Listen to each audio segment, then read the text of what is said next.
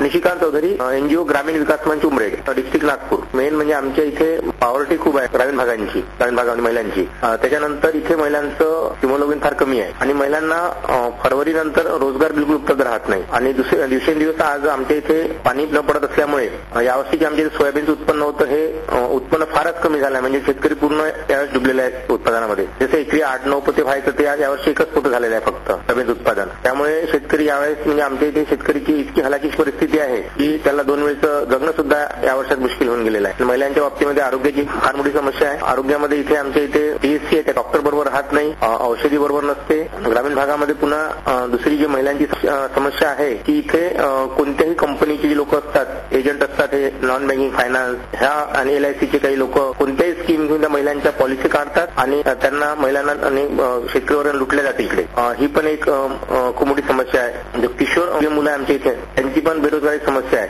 इकडे वॉटरशेडचं काम बरोबर न झाल्यामुळे जसं पश्चिम महाराष्ट्रामध्ये किंवा मराठवाड्यामध्ये मी पाहिलं की वॉटरशेडचं काम बरंच झालेलं आहे. पण आमच्या इकडे वॉटरशेडचं काम नसल्यामुळे आणि रोजगार हमीचे कामं काही नसल्यामुळे इकडे लोकांना रोजगार मिळत नाही. पण महाराष्ट्र गव्हर्नमेंट काही करत नाही. आणि इथे रोजगार हमीबद्दल ग्रामीण भागामध्ये आम्ही नागपूर जिल्ह्यामध्ये कुणालाच काही अवेअरनेस नाहीये.